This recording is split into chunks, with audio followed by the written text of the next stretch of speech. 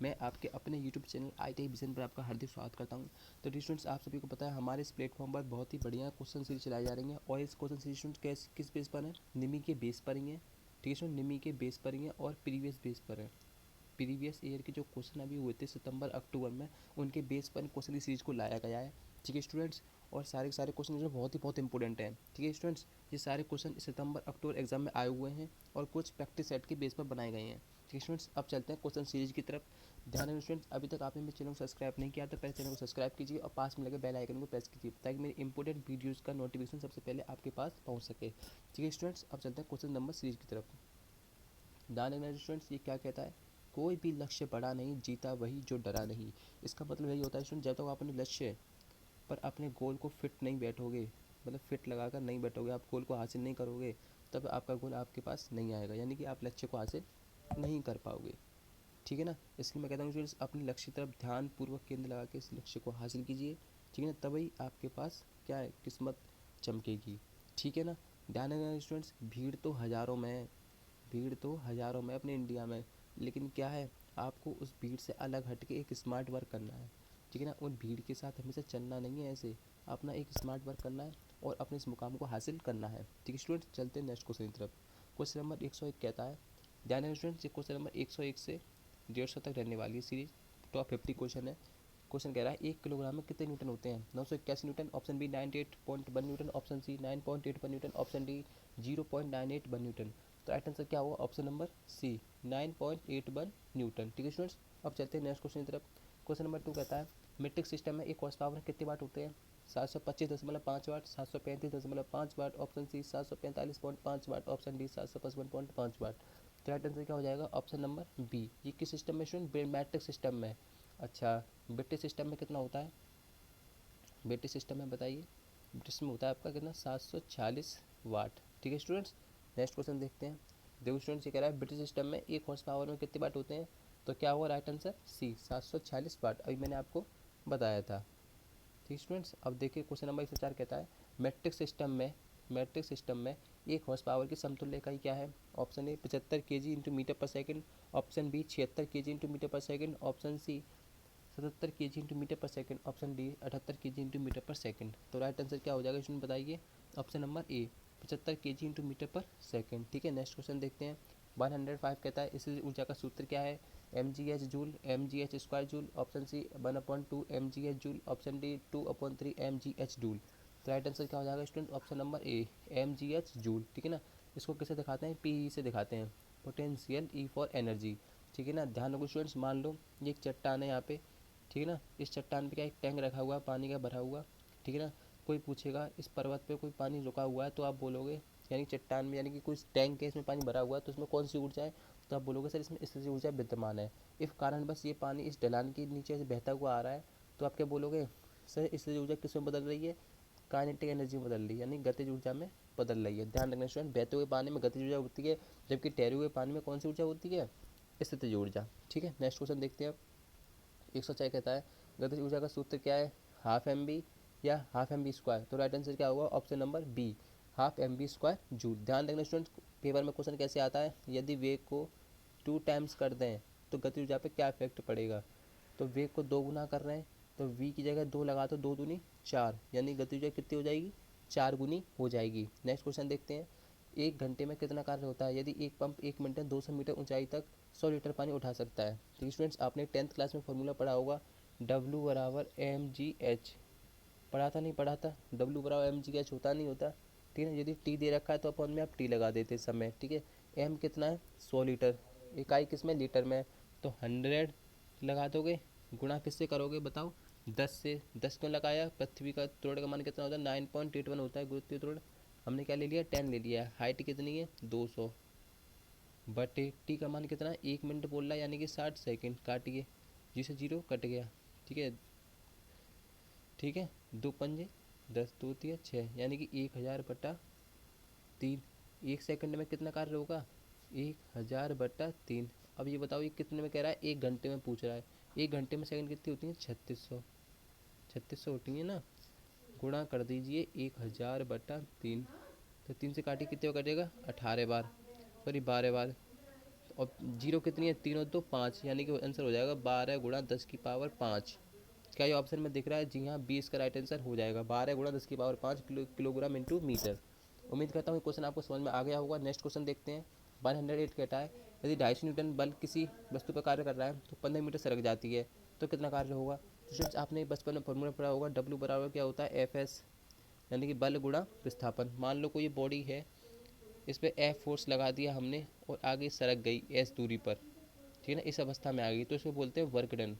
किसी वस्तु को खिसकाना या उसको ढकेलना, उसको कहता है वर्क डन कहलाता है। अब एफ का मान कितना है, 250 न्यूटन लगा दीजिए, 250। कितनी दूरी पर सर की है, 15। एस का मान 15, अब गुणा कर दीजिए, जीरो का जीरो, 15 पंजे 75 का 5, हासुल लगा 7, 15 दूनी 30 और 7 37, 37 50 जूल। ऑप्शन में है क्या? जी हाँ, डी ऑप्शन इसका राइट आंसर हो जाएगा। नेक्स्ट क्वेश्चन देखते हैं।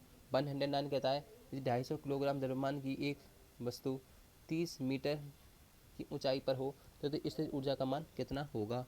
तो कैसे करेंगे? क्या होता है फॉर्मूला, एम जी एच होता, भी बताया था मैंने आपको। एम का मान कितना है, 250 के जी। जी का मान कितना है, 9.81, गुणा हाइट कितनी है, 30 मीटर। इसमें तीनों का गुणा कर दो स्टूडेंट्स, राइट आंसर क्या हो जाएगा बताओ? राइट आंसर हो जाएगा option number B, calorie joule. ठीक है ना, ध्यान दें स्टूडेंट्स, यदि जूल में आंसर आएगा और ऑप्शन किस में दे रखा है, के में दे रखा है, तो आप क्या करोगे, 1000 से भाग लगा दोगे, कैलोरी में आंसर आ जाएगा। नेक्स्ट क्वेश्चन देखते हैं। 110 कहता है यदि 250 किलोग्राम, यदि 250 किलोग्राम द्रव्यमान की एक वस्तु 20 मीटर की ऊंचाई के पोल पर रखी है तो इससे ऊर्जा का मान कितना होगा? तो क्वेश्चन क्या कहता है students, M G H formula होता है, बताया था मैंने आपको। कितना है, 250। एम का मान कितना है, 250। जी का मान कितना लगाओगे, 10 लगा देना या 9.81 लगाना। हाइट कितनी है, 20 मीटर। क्या ये हो जाएगा स्टूडेंट्स? आप पर तीनों का क्या कर दोगे, मल्टीप्लाई कर दोगे, आंसर आपका निकल आएगा। ठीक है, नेक्स्ट क्वेश्चन देखते हैं। यदि किसी 15.5 किलोग्राम के भार को 4.4 मीटर की ऊंचाई तक उठाया जाता है तो कितने जूल में कार्य होगा? तो वही फॉर्मूला लगाना है, एम जी एच। एम पता है, जी पता है, 9.81 होता है जी का मान पृथ्वी पर। ठीक है, एच कितना है, 4.4 मीटर। तीनों का मल्टीप्लाई कर दोगे, राइट आंसर क्या आ जाएगा, ऑप्शन नंबर डी। क्या हो जाएगा students, option number D, 669 joule. ठीक है, नेक्स्ट क्वेश्चन देखते हैं। क्वेश्चन नंबर 112 कहता है 5 ग्राम द्रव्यमान की बुलेट जो कि 500 मीटर पर सेकंड की स्पीड से चल रही है तो गतिवेग का मान क्या होगा? इसमें ये किस में दिया है, ग्राम में दिया है, आपको किलोग्राम में बदलना तो क्या करोगे, 1000 से भाग लगा दोगे, आंसर क्या आ जाएगा, मतलब ये 5 ग्राम है, इसको किस में बदलना है आपको, किलोग्राम में, तो 1000 से भाग लगा दें इसमें, किलोग्राम में हो जाएगा, यानी आंसर ये हो जाएगा 500 पॉइंट, ये हो गया किलोग्राम में।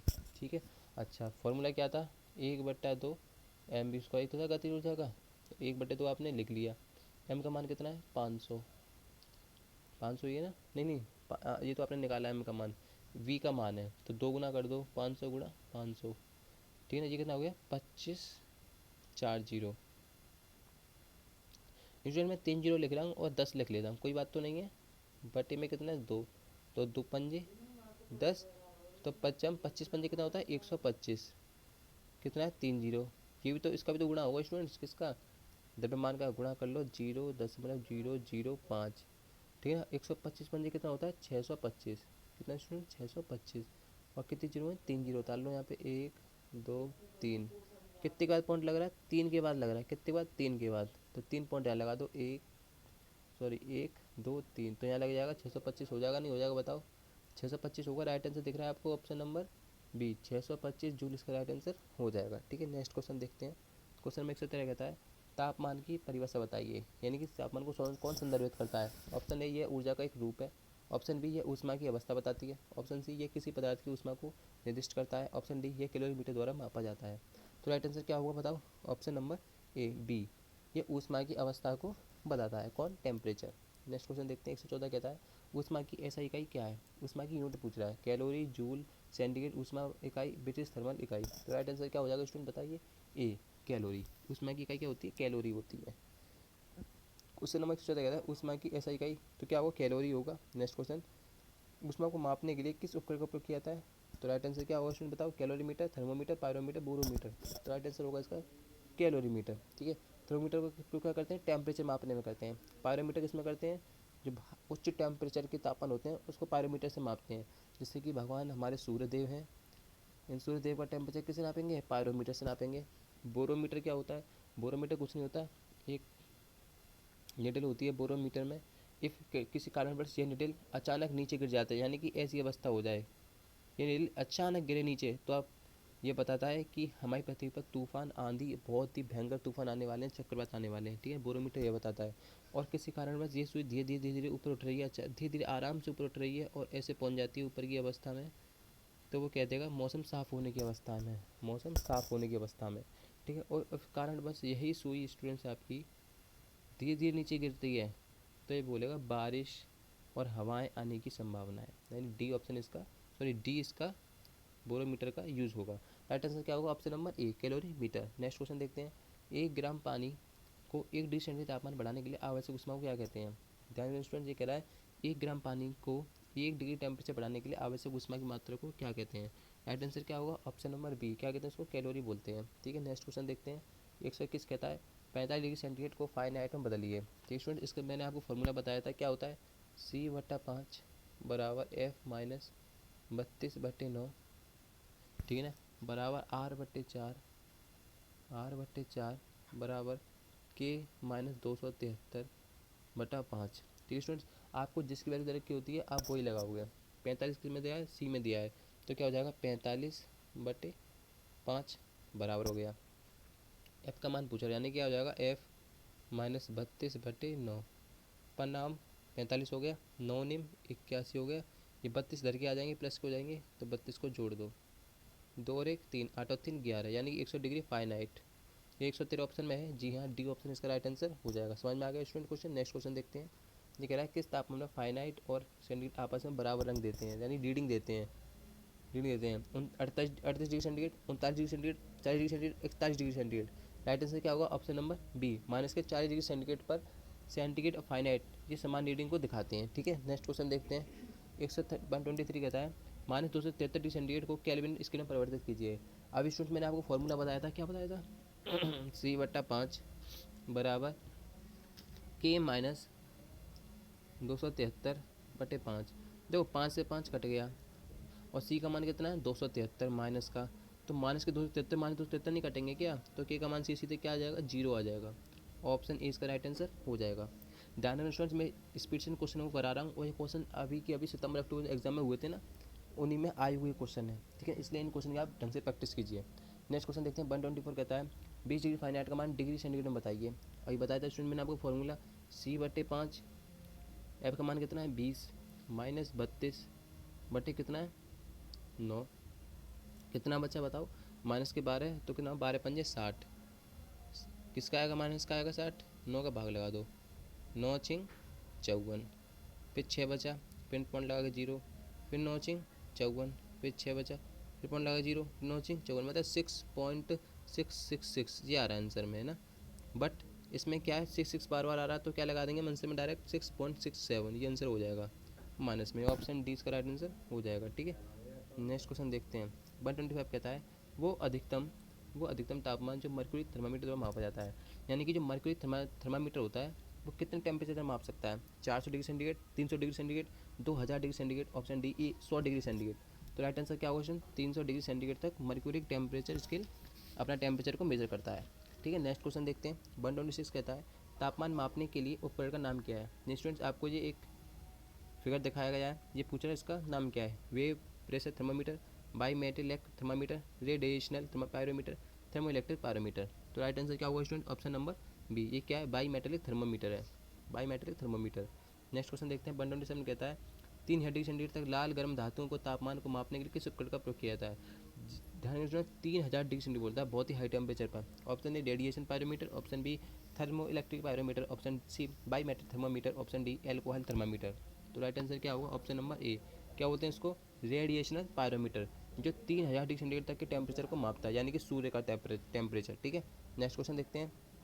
ये कहता है किस किस प्रकार का ऊष्मा संचरण भौतिक संपर्क के माध्यम से होता है? Conduction, B convection, option C radiation, option D reflection. तो राइट आंसर क्या होगा? Option number A conduction. ध्यान स्टूडेंट्स, आपने 12th क्लास में चैप्टर पढ़ा होता, अपना पहला चैप्टर था इलेक्ट्रोस्टैटिक। उसमें आप क्या पढ़ते थे? चार्ज के बारे में पढ़ते थे। एक बॉडी पे प्लस है और एक बॉडी पे नेगेटिव है और एक बॉडी पे नल चार्ज, यानी कि है ही नहीं है। तो आप क्या करते? एक दूसरे के इनको समीप लाते थे, इनको घिसते थे, तब चार्ज की उत्पत्ति होती थी। तो वो प्रक्रिया क्या क्या कहलाती थी? कंडक्शन कहलाती थी। ठीक है, तो राइट आंसर क्या होगा option number A conduction. Next question कहता है किस प्रकार का ऊष्मा संचरण ऊपर क्यों प्रभाव होता है? Conduction, convection, radiation, reflection. Students मान लो एग्जाम्पल में क्या मान लो बहुत सारी यहाँ से हीट यानी कि आग लग रही है, इस पर कोई पतीला रखा है, ठीक है ना, इसमें आप क्या है पानी है, क्या है पानी है, ठीक है ना। अब ये पानी गर्म होगा तो इसमें से स्टीम निकलेगी यानी ऊपर की ओर चलेगी, तो ये पे क्या क्या कहलाती है? कन्वेक्शन कहलाती है, ऊपर की ओर उठ रही है, ठीक है ना, गरम गरम क्या स्टीम्स की लेयर्स, उसको क्या बोलेंगे? कन्वेक्शन बोलोगे। नेक्स्ट क्वेश्चन बोलते हैं 130 कहता है ऊष्मा संचरण की रेडिएशन विधि कौन सी है? ए, एक सिरे को रॉड को उसके एक सिरे से गर्म किया जाता है और दूसरे सिरे तक ऊष्मा का संचरण किया जाता है। ऑप्शन बी, पानी गर्म करने पर ठंडा पानी ऊपर की नीचे की ओर आता है। ऑप्शन सी, गैसों को गर्म करने पर ऊष्मा का संचार वातावरण में होता है। ऑप्शन डी, सूर्य से ऊष्मा अंतरिक्ष के माध्यम से यात्रा करती है। तो डायरेक्ट क्वेश्चन जी रेडिएशन विधि पूछ रहा है, तो राइट आंसर क्या होगा? ऑप्शन नंबर डी, सूर्य से ऊष्मा अंतरिक्ष के माध्यम से यात्रा करती है। नेक्स्ट क्वेश्चन देखते हैं 131 कहता है यदि गर्म करने पर ठोस की लंबाई बढ़ती है तो क्या कहते हैं? स्टूडेंट मान लो ये कोई छड़ है, आपकी छोटी सी छड़ है, ठीक है ना, और यहाँ पे हमारे एक नवयुवक खड़े हैं और इसको गर्म कर रहे हैं अपने हाथ से पकड़ के इस रॉड को, ठीक है ना।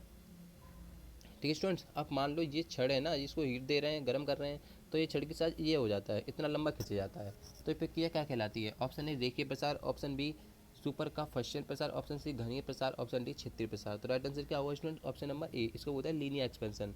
देखिए ये रॉड कैसी है? लीनियर है, यानी रेखीय अवस्था में, और रॉड क्या है अपनी लंबाई में बढ़ गई, तो ये बोलेंगे लीनियर एक्सपेंशन। नेक्स्ट क्वेश्चन देखते हैं 132 कहता है तापमान में प्रति डिग्री मूल लंबाई में परिवर्तन, यानी कि आप 1 डिग्री टेम्परेचर बढ़ाओगे और उसकी क्या है उसकी लंबाई में परिवर्तन हो जाएगा, उसको क्या कहेंगे? ऑप्शन ए घर्षण गुणांक, ऑप्शन बी रेखीय प्रसार गुणांक, ऑप्शन सी सुपरफिशियल प्रसार गुणांक, ऑप्शन डी घनीय प्रसार गुणांक। तो राइट आंसर स्टूडेंट बताओ क्या हो जाएगा? ऑप्शन नंबर बी, रेखीय प्रसार गुणांक, उसको क्या बोलते हैं? लीनियर प्रसार कोफिशिएंट। अभी मैंने एग्जांपल बताया था आपको, पीछे वाला रॉड वाला बिल्कुल सेम टू सेम है। नेक्स्ट क्वेश्चन कहते हैं 133 कहता है रेखीय प्रसार गुणांक की इकाई क्या है? रेखीय प्रसार गुणांक की इकाई क्या है? Number per degree centigrade, number per degree centigrade per metre length, number C, question number C number per degree centigrade mm per length, option D number per degree centigrade per semi length. तो right answer क्या होगा? Option number A number per degree centigrade. ठीक है, अभी बताया मैंने मूल लंबाई में परिवर्तन कितना? 1 डिग्री सेंटीग्रेड टेम्परेचर बढ़ाने पर, यही तो होता है कितने एक मूल लंबाई, यानी कि 1 डिग्री टेम्परेचर बढ़ाने पर उसके थोड़ी नंबर यानी कितने नंबर पे उसका क्या बढ़ रहा है? टेम्परेचर बढ़ रहा है, कितनी लंबाई में परिवर्तन हो रहा है। ये ऑप्शन इसका राइट आंसर हो जाएगा। नेक्स्ट क्वेश्चन देखते हैं 2D यानी कि 2 गुणा रेखीय प्रसार गुणांक यानी लीनियर एक्सपेंशन के लिए किस शब्द का प्रयोग किया जाता है? बताइए। ऑप्शन ए घर्षण गुणांक, ऑप्शन बी रेखीय प्रसार गुणांक, ऑप्शन सी सुपरफिशियल प्रसार गुणांक, ऑप्शन डी घनीय प्रसार गुणांक। तो राइट आंसर क्या होगा स्टूडेंट? आप बता दोगे? बी इसका राइट आंसर हो जाएगा।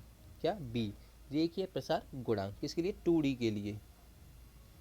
किसके लिए? 2D, जो 2D फिगर होती हैं उनके लिए क्या? रेखीय प्रसार गुणांक। नेक्स्ट क्वेश्चन देखते हैं, ये कह रहा है 3D के लिए, तो 3D में आपको 3D में क्या बोलेंगे उसके? घनीय प्रसार गुणांक। तो डी ऑप्शन इसका राइट आंसर हो जाएगा। देखो समझने वाली बात है स्टूडेंट, उसमें 2D था तो लीनियर प्रसार गुणांक था, इसमें 3D है तो घनीय प्रसार गुणांक।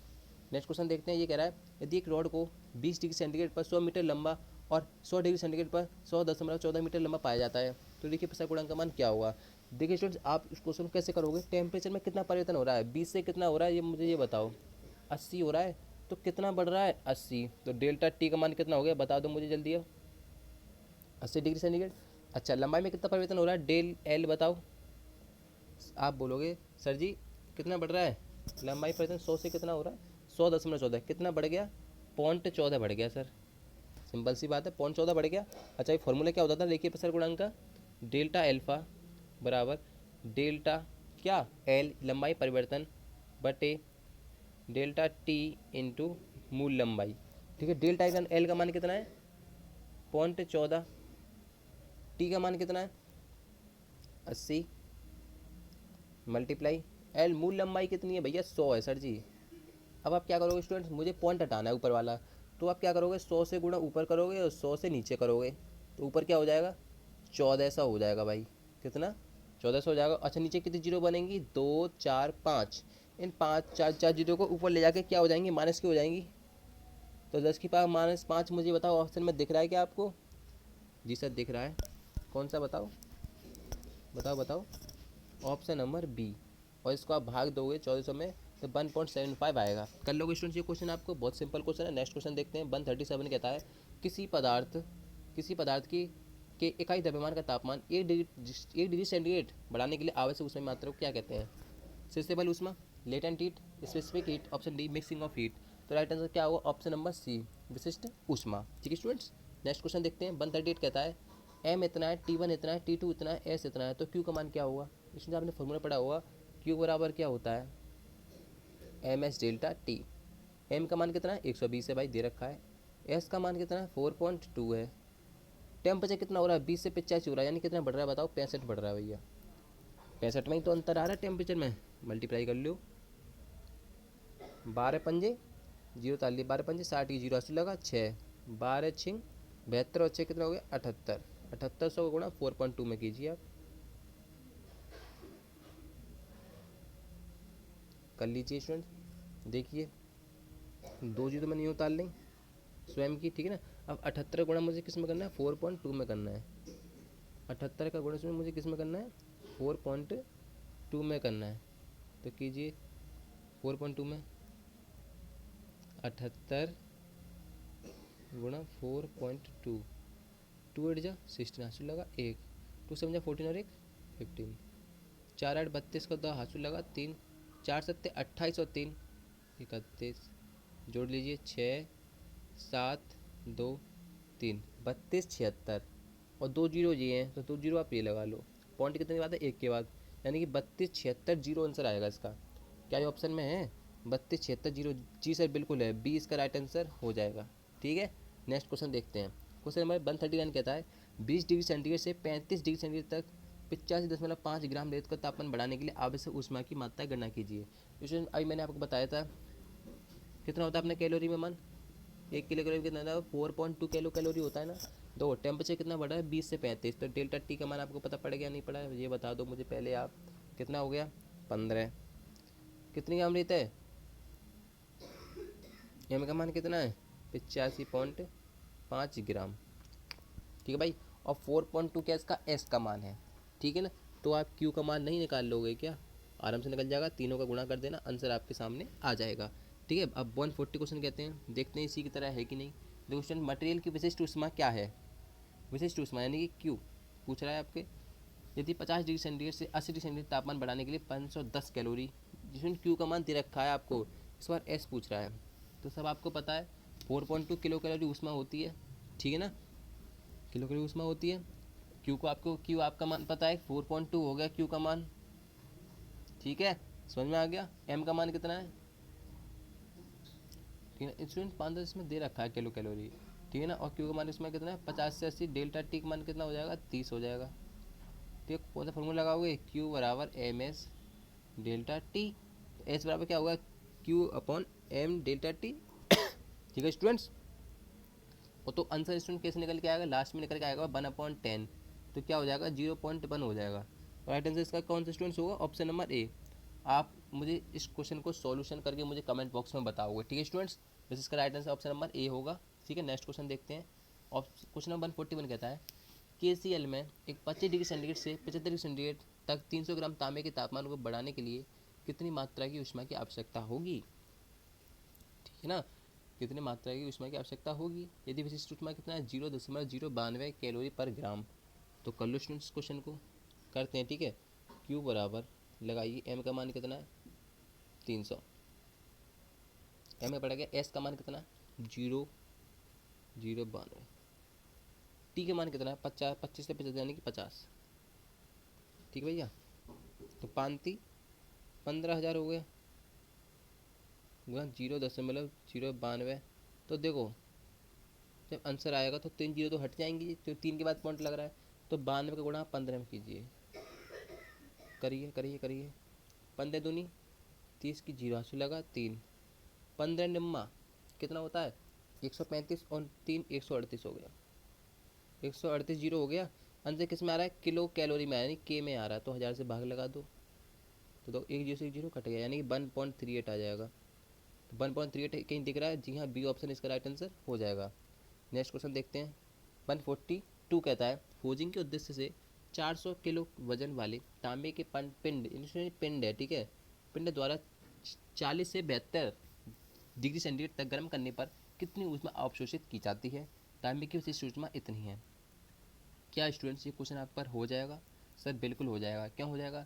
आपको एम पता है, टी कितना है, 40 से 72 हो रहा है, कितना बढ़ रहा है, कितना बढ़ रहा है, 32 बढ़ रहा है। टी भी पता है भाई आपको, ठीक है। और एस का मान कितना है, विशिष्ट ऊष्मा का मान आपको पता है, क्यू पता है, एम भी पता है, तो निकाल लोगे। एस का मान दे रखा है, क्यू निकाल लोगे क्या अब? सर निकल आएगा, हमको पता है फॉर्मूला, क्यू बराबर क्या होता है, एम एस डेल्टा टी, बिल्कुल कर लोगे आप, ठीक है। आंसर स्टूडेंट मान लो कि सी एल में आएगा तो आप क्या करोगे, 1000 से भाग लगा देना। नेक्स्ट क्वेश्चन 143 कहता है उन मटेरियल को क्या कहते हैं जो रेडिएशन, कंडक्शन और कन्वेक्शन द्वारा ऊष्मा के प्रभाव को प्रतिबंधित करते हैं।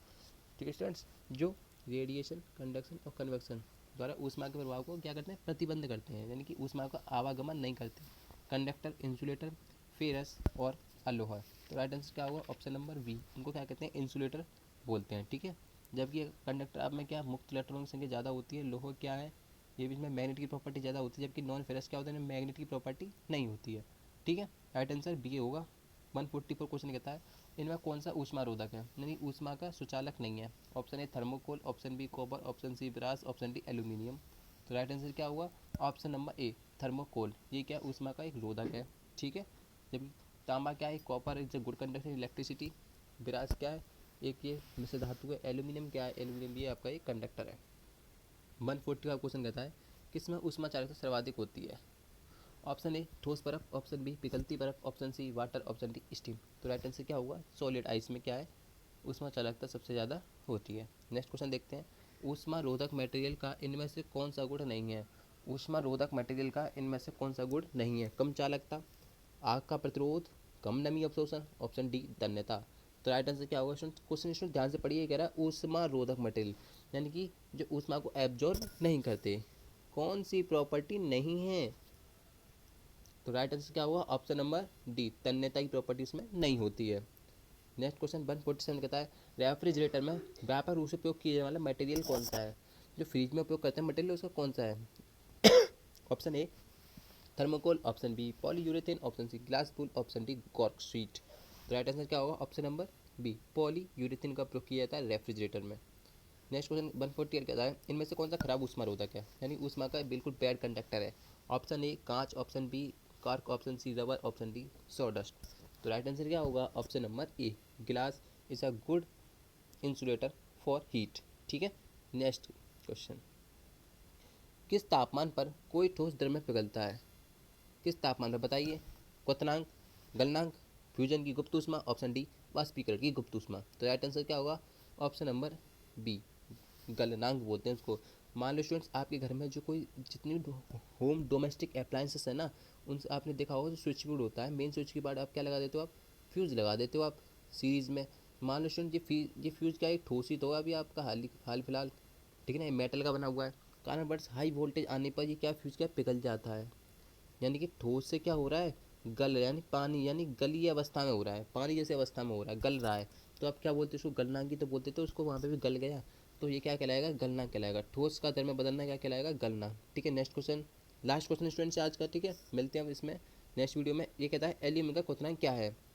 Option A 660 degree centigrade, option B 680 degree centigrade, option C 670 degree centigrade, option D 620 degree centigrade. तो बता देता हूँ स्टूडेंट्स, इसका राइट आंसर क्या होगा, ऑप्शन नंबर ए 660 डिग्री सेंटीग्रेड। आप मुझे स्टूडेंट्स इसका कमेंट बॉक्स में आंसर बताओगे, केल्विन में इसका मान क्या होगा, केल्विन टेम्परेचर स्केल पर इसका मान क्या होगा, ठीक है स्टूडेंट्स। कमेंट बॉक्स में मुझे जरूर बताना इसका राइट आंसर क्या होगा, ठीक है स्टूडेंट्स। उम्मीद करता हूँ आपका सेशन आपको बहुत ही अच्छा लगा होगा, आपको सेशन आज का अच्छा लगा होगा, ठीक है ना। मिलते हैं हम नेक्स्ट वीडियो में, ठीक है ना। जब तक के लिए आप क्या कीजिए, मेरे इस वीडियो को शेयर कीजिए और वीडियो को बार बार देखिए यदि क्वेश्चन को समझ में नहीं आया हो। ध्यान रखना स्टूडेंट्स, ये क्वेश्चन इनमें से भी उठ के आते हैं ना पेपर में ना, ध्यान रखना, ये प्रीवियस ईयर पेपर हैं और निमी ऐसी क्वेश्चनों को बार बार रिपीट उठा के रख देता है, ठीक है स्टूडेंट्स। उम्मीद करता हूँ नेक्स्ट वीडियो में मिलेंगे अब हम, ठीक है।